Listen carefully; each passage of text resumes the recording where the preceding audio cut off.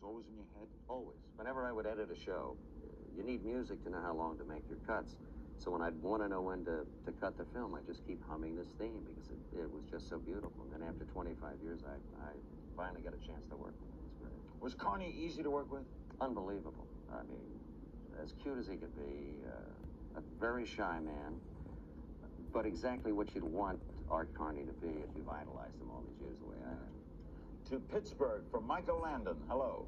Yes, two quick questions, and I'd like to say what an honor it is to talk to Mr. Landon.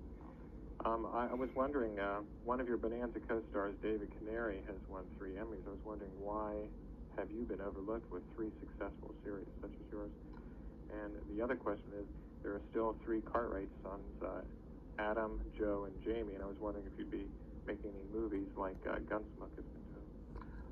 Okay, for the first one, only because of my own personal preference, I'm not particularly concerned in terms of awards, and you basically have to put yourself up for awards, and I don't bother to do it. Not for any real reason except you put yourself up and you have to submit. You have to submit yourself. Yeah. No, I mean, I'm just not. It's not my cup of tea. You don't let NBC submit for you? No, I think you really have to submit yourself, basically. And a nostalgia bonanza, I guess, is what he's asking. Yeah. I don't want to. I've never wanted to do a they've asked many times when a lot of us were still alive, but I just don't want to do it. I don't think it's right. And I think the majority of people tune in just to say, geez, the guy put on a lot of weight, or he lost some hair, or I don't think they tune in because the show's terrific. If it was so good, why did they drop it? Do I get it from that? You don't miss it, right? That was a stage, and what, Bonanza? Yeah. Oh, I love that show. Doing that show, I could have done it the rest of my life. Then why not do a nostalgia one? Even if that is because the guys aren't here. I mean, that's what I loved about the show. Lauren and Dan. Yeah. Without them, there was no show. Los Angeles, for Michael Landon. Hello. Hi, Michael. I appreciate the product that you put out, but I'm very frustrated. I accidentally found your Little House set and thought I stumbled on a historic ghost town that survived. But when I tried to take pictures, I was forcibly removed from the area, and they told me to get your permission, but I never got an answer from your office. Why is photographs of sets like that not allowed? Well, you must have been there a long time ago, because we blew it up about 7 years ago. So you may have wandered into someplace else. Before they blew it up. It was before they blew it up. It's because people come into the town and break all the windows and really? and break into the stores and loot them, and that's why you have to have somebody on the set to make sure people don't come around. But Orlando, Florida, with Michael Landon. Hello. Hello. Good evening to both you, Larry and Mike.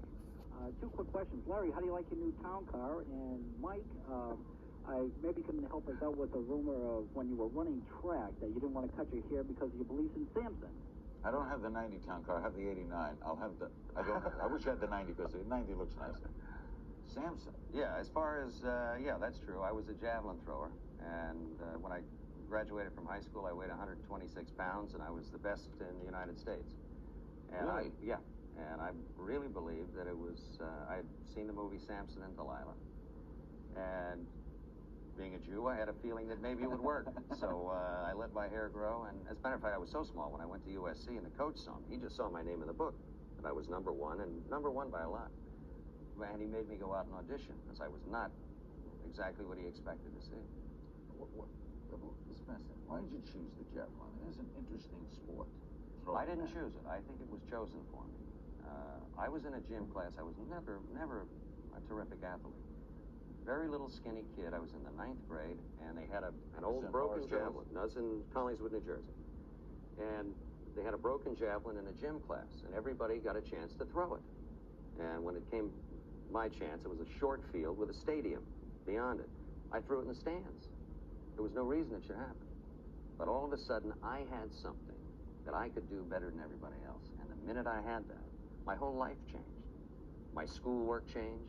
I realized I could get to college. If I got a scholarship, my parents couldn't afford to send me. And it changed my entire life. Was it also fun to throw?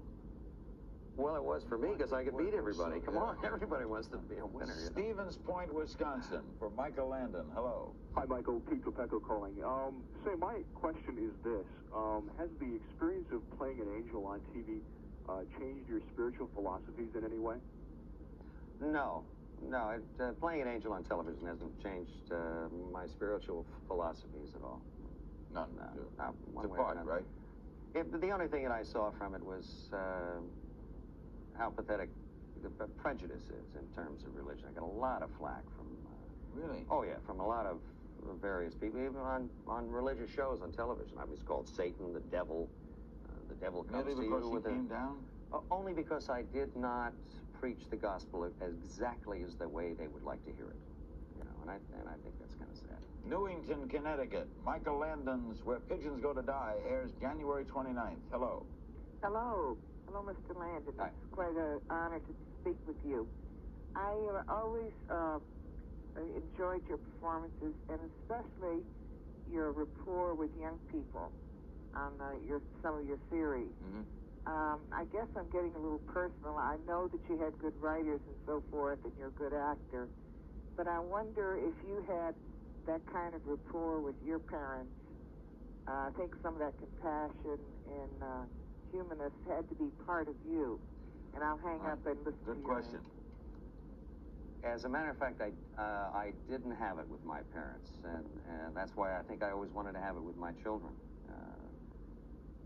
I didn't have any of that when I was a kid. I had a very unhappy mother and father who did not like each other one whit, which again I think has a lot to do with my religious attitude. Love on you? No, because you have to speak to each other to be able to shower love on your son. They never spoke to each other. My mother was Catholic and was anti-Semitic, and my father was not too thrilled with Catholic people, so they didn't get along too well. How about you as a father? Yeah. You a good father? Yeah, I think I am. I'm as good a father as I can be, and I'm going to make mistakes like anybody else, but if there's one thing my kids know, they can tell me anything. They can speak to me about anything at any time. And as long as they don't lie to me, nothing else matters to me.